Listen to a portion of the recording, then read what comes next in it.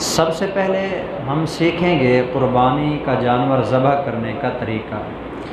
حضرت جابر رضی اللہ تعالیٰ عنہ ارشاد فرماتے ہیں ذبح النبی صلی اللہ علیہ وسلم یوم الذبح کبشین اقرنین املحین موجوین۔ قربانی والے دن رسول اللہ صلی اللہ علیہ وسلم نے 2 مینڈھے ذبح کیے۔ ان کا رنگ بتاتے ہیں، اس کے اندر فرماتے ہیں کہ سفید رنگ بھی تھا، کالا رنگ بھی تھا، دونوں مکس رنگ تھے اس مینڈھے کے اندر جو آپ علیہ الصلوۃ والسلام نے 2 مینڈھے ذبح فرمائے تھے۔ اقرنین بڑے بڑے سینگھوں والے تھے املحین اور بہت خوبصورت تھے، جن کی آنکھوں میں ایسے محسوس ہوتا تھا کہ انہوں نے سرما ڈالا ہوا ہے۔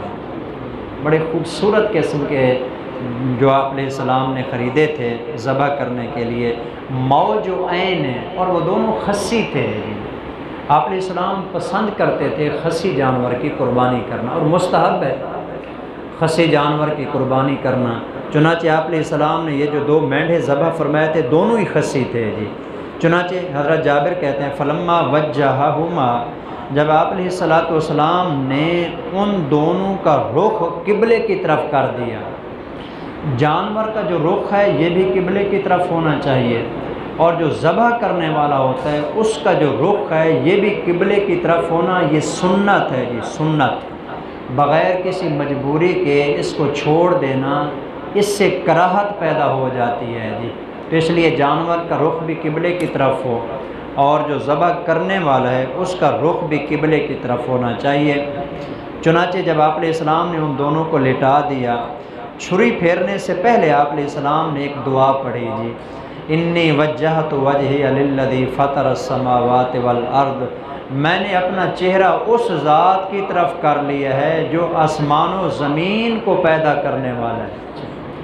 تو اس میں توحید کی طرف اشارہ ہے کہ میں اللہ وحدہ لا شریک کے لیے ذبح کرنے لگا ہوں۔ علی ملت ابراہیم، میں اس جانور کو ذبح کرنے لگا ہوں ملت ابراہیم پر، حنیفاً، جو ابراہیم تمام چیزوں سے کنارہ کش ہو کے ایک اللہ کی طرف متوجہ ہونے والا تھا۔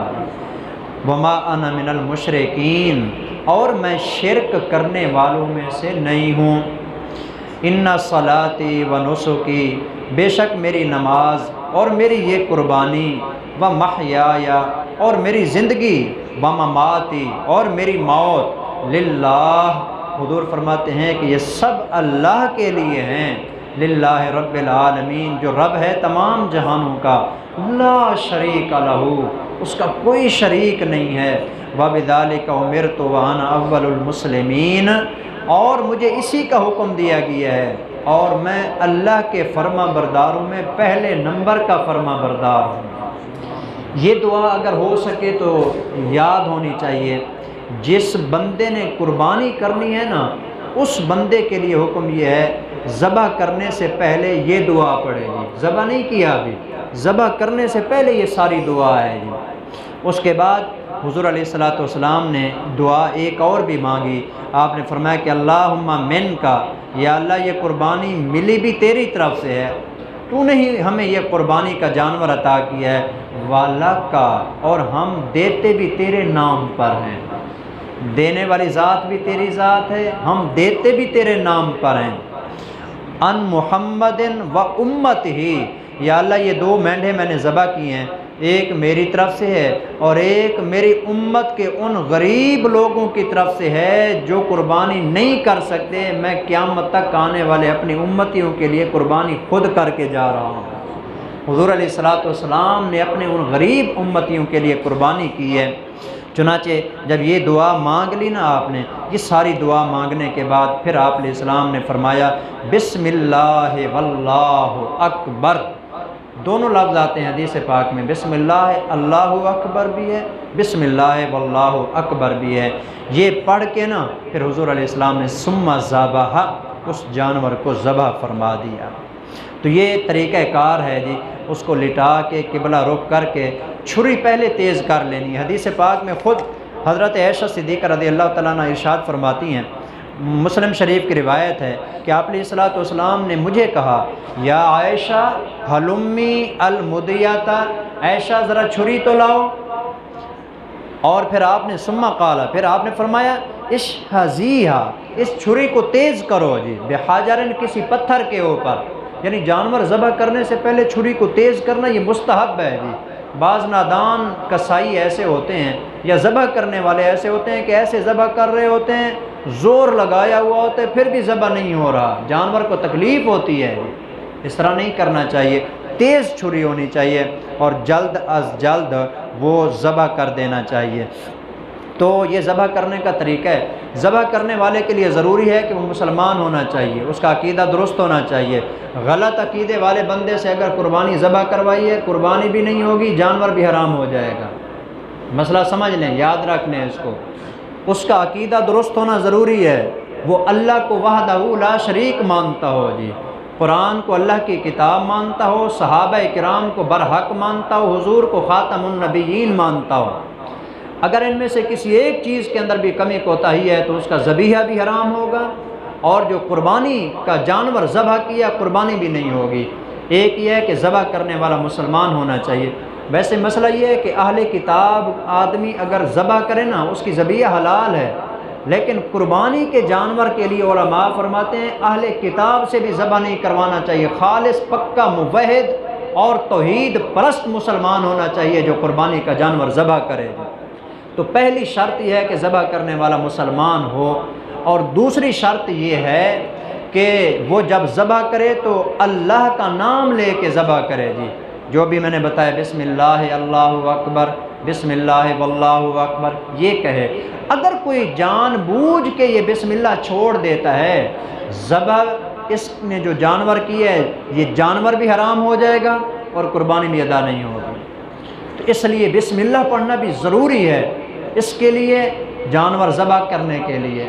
اس لیے جو جانور ذبح کر رہا ہوتا ہے اس کو چاہیے کہ وہ یاد کر کے اس کو پڑھے۔ ہاں اگر بھول کے رہ گئی ہے، جانور کوئی ذرا سخت تیز مزاج تھا، طاقتور تھا، بھاگ رہا تھا، اس نے جلدی سے جو ہے نا اس کو ذبح کر دیا، بسم اللہ یاد ہی نہیں رہا، ذہن سے نکل گیا، اب ذبیحہ حلال ہوگی جی، قربانی بھی ہو جائے گی، لیکن جان بوجھ کے چھوڑ دیا تو اس کی قربانی نہیں ہوگی اور جانور بھی حرام ہو جائے گا۔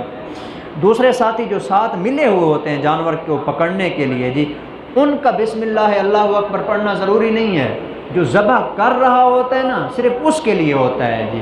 اور بہتر طریقہ آپ کو بتا دیتا ہوں، بہتر طریقہ یہ ہے کہ جو بندہ قربانی کر رہا ہے نا اپنے ہاتھ سے خود ذبح کرے۔ آپ علیہ السلام کی پوری زندگی یہی طریقہ کار رہا ہے جی، سنت رہی ہے، اپنا جانور حضور خود ذبح کرتے ہیں۔ حتیٰ کہ میں نے آپ کو بتایا تھا آخری سال جو حضور علیہ السلام نے حج کے موقع پر جانور ذبح فرمائے تھے، آپ علیہ السلام نے 100 اونٹ ذبح فرمایا تھا، 100 اونٹوں کی قربانی کی تھی، ان میں سے 63 اونٹ وہ تھے جو آپ علیہ السلام نے خود اپنے ہاتھوں سے ذبح کیے۔ اس کے بعد باقی صحابہ کو جو ہے نا آپ علیہ السلام نے دے دیا کہ آپ ان کو جو ہے نا ذبح کرو، تو اس لیے اپنے ہاتھ سے۔ لیکن اگر خود ذبح کرنا نہیں جانتا تو پھر حکم یہ ہے کسی اچھے ذبح کرنے والے کو بلا لے جی۔